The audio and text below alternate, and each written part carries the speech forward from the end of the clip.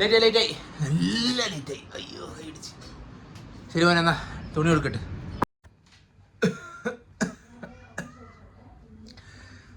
എങ്ങനെയുണ്ട് മോനെ?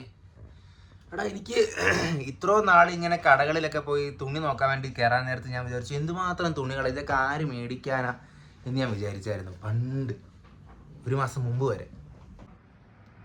ലാസ്റ്റ് ഞാൻ എപ്പോഴാണോ പൈസ കൊടുത്ത് തുണി മേടിച്ചെന്ന് എനിക്ക് ഓർമ്മ പോലും ഇല്ല മോനെ. പക്ഷെ ഞാൻ ഇന്നലെ വിചാരിച്ചു പോയി ഒരു ഷർട്ട് അങ്ങ് മേടിക്കാമെന്ന്. എങ്ങനെയുണ്ട് മോനെ? പൈസ നോക്കിയില്ല, 600 രൂപയാണ്. എണ്ണി അങ്ങ് കൊടുത്തു. എണ്ണയല്ല, ജിപേ അങ്ങ് ചെയ്ത് കൊടുത്തു. ഇൻഡിപെൻഡൻസ് ഡേ സെലിബ്രേഷൻ ആയതുകൊണ്ട് സഫ്രോൺ, വെള്ള, പച്ച, ബ്രൗൺ ഇതിലേതെങ്കിലും ഇടണമെന്ന് പറഞ്ഞു. ബ്രൗൺ ഇട്ടിട്ട് എന്ത് ചെയ്യാനും മോനെ? കമ്പായിട്ട് അവിടെ മാറി നിൽക്കാനും. അതുകൊണ്ട് വിചാരിച്ചു പച്ച തന്നെ അങ്ങ് മേടിക്കാമെന്ന് വിചാരിച്ചു മോനെ. ഇത് പച്ച തന്നെ അല്ലേടാ? പച്ചയാണ്. അപ്പം അതാണ് സംഭവം.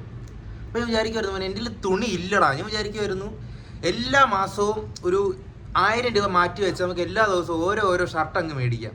അപ്പോൾ അലമാരി ഫുള്ള് പുത്തു ഷർട്ട് അങ്ങ് ഇരിക്കും മോനെ. എല്ലാ മാസവും വിചാരിക്കും. പക്ഷെ പിന്നെ വിചാരിക്കും 1000 രൂപയല്ലേ, 1000 രൂപ ഉണ്ടെങ്കിൽ എന്തോരം നേന്ത്രപ്പഴം മേടിച്ച് കഴിക്കാം. അങ്ങനെയൊക്കെ വിചാരിച്ച് ഒരു മാസവും ഞാൻ മേടിക്കത്തില്ല. പിന്നെ ഇപ്രാവശ്യം ഈ പരിപാടി ഉള്ളത് കൊണ്ട് വേറെ വഴിയില്ലാത്തതുകൊണ്ട് മേടിക്കേണ്ടി വന്നു. ചേച്ചി, ദോശയ്ക്ക് ഉപ്പ് കുറവാണല്ലോ.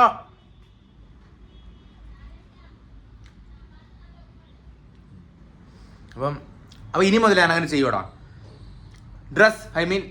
തുണി എല്ലാ മാസവും ഓരോന്ന് വീതം ഉറപ്പായിട്ടും.